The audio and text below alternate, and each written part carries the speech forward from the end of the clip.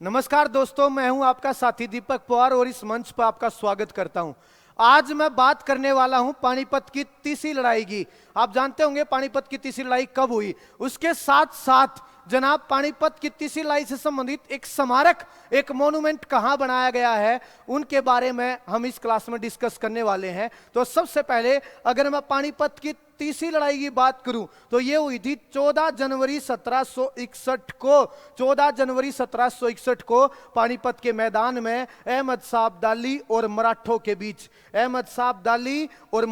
बीच ये लड़ाई हुई थी, जिसमें जीत किसकी हुई थी? जीत हुई थी अहमद शाह अब्दाली। और ऐसा कहते हैं इस लड़ाई में जो मराठों का सरदार था वो था मराठा सदाशिवराव। और जनाब ऐसा कहते हैं जिस मैदान में ये लड़ाई लड़ी गई वहां पर एक आम का पेड़ था और मराठों का इतना खून बहा,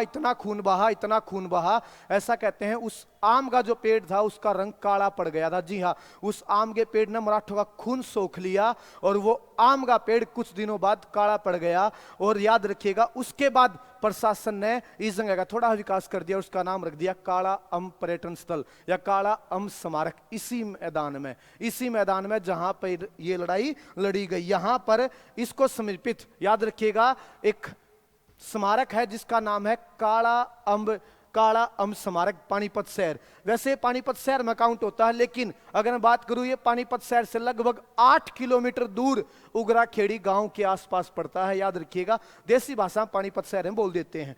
संबंध मैंने वह बता ही दिया है, पानीपत की तीसरी लड़ाई। अब सवाल आता है, देखा ये वही जगह है जहां पर वो आम का पेड़ हुआ करता, लेकिन अब तो नहीं है। अब क्या हुआ? ऐसा कहते हैं इस पेड़ के सूखने पर इसे यहां के कोई कवि पंडित थे जिनका नाम था सुगनचंद रईस ने खरीद लिया। और सुगनचंद रईस ने इस पेड़ की लकड़ी से खूबसूरत दरवाजा बनवाया जो पानीपत में म्यूजियम है। आज इस दरवाजे को वहां पानीपत संग्रहालय में रखा गया है। याद रखिए, उसके साथ साथ एक चीज और बताना चाहूंगा मैं आप लोगों को कि जहां पर ये जो काला अम्ब पर्यटन स्थल है, इसके यहां पर जनाब मराठों का एक विशेष महत्व है। इस जगह का मराठों के लिए एक विशेष महत्व है।